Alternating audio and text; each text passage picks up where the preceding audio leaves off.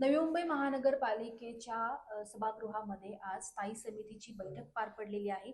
त्यामध्ये विविध अंदाजपत्रक आहे तो सादर करण्यात आलेला आहे. त्यावर विरोधकांनी आक्षेप देखील घेतलेला आहे. आपल्यासोबत स्वतः सरोज पाटील ताई आहेत. ताई, नेमका हा जो अंदाजपत्रक सादर केलेला आहे, कोणत्या गोष्टींवर तुमचा आक्षेप आहे यामध्ये? ॲक्च्युली अंदाजपत्रक त्यांनी सादर केलेलं आहे ते सचिवांकडे गोपनीय पद्धतीने देण्यात आलेला आहे. त्यांचा माझा आक्षेप होता की प्रस्ताव क्रमांक 2 जो त्यांनी सादर केलेला आहे ते आमचे सन्माननीय सदस्य सागरजी नाईक साहेब हे स्थायी समितीचे सदस्य आहेत.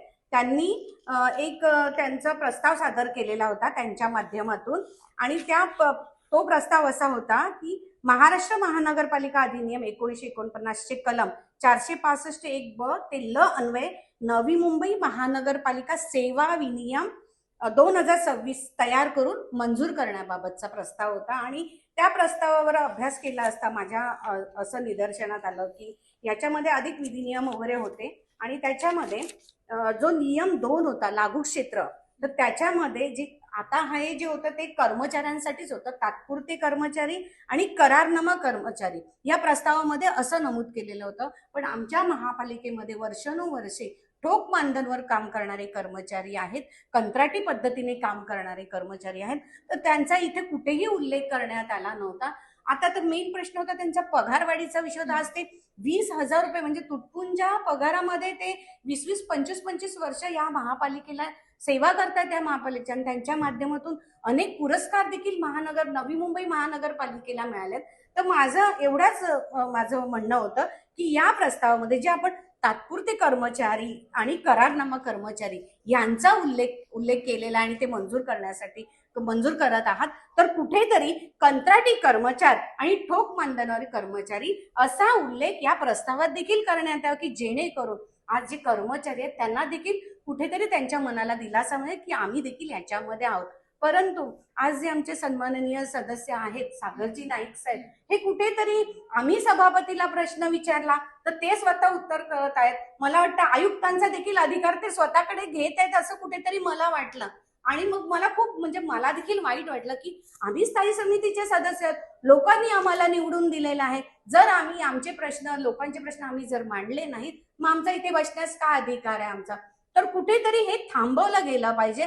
आणि ह्या प्रस्तावाच्या मार्फत माझे जे ठोक मानधनवरचे कर्मचारी आहेत, कंत्राटी कर्मचारी आहेत, तर त्यांचा देखील इथे उल्लेख केला गेला पाहिजे. तसं मला सांगण्यात आलं की आपण नेक्स्ट प्रस्ताव त्यांचा आणू, परंतु ते कुठेतरी मिनिट्समध्ये लिहिलं गेलं नाही असं तरी मला वाटतं. मी ठामपणे ठासून त्यांना सांगितलं होतं, सभापती महोदय, आमचे जे कंत्राटी कर्मचारी आहेत आणि ठोक मानधनावर कर्मचारी आहेत यांचा यामध्ये उल्लेख करण्यात यावा आणि यांचा पगारवाढीचा विषय देखील आणण्यात यावा.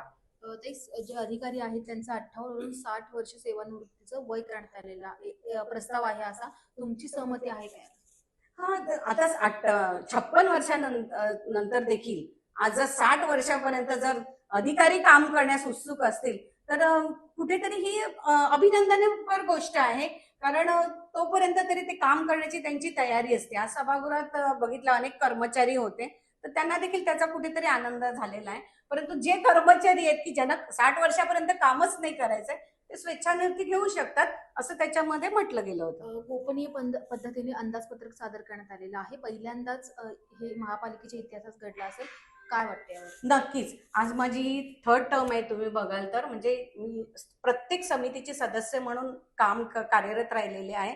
परंतु हे गोपनीय पद्धतीने जे सचिवांकडे सोपवलेलं आहे ते पण आधी सभापती महोदयांकडे आमचे जे सन्माननीय सदस्य आहेत ते जे बोलतील तीच पूर्व दिशा, ते समजून आज त्यांनी सचिव मॅडमकडे सोपवलेलं आहे. परंतु आम्हाला सांगितलं गेलं आहे की 16 तारखेपर्यंत हा तुम्हाला सादर करण्यात येईल आणि बघू त्याच्यानंतर आम्ही भाष्य करूच.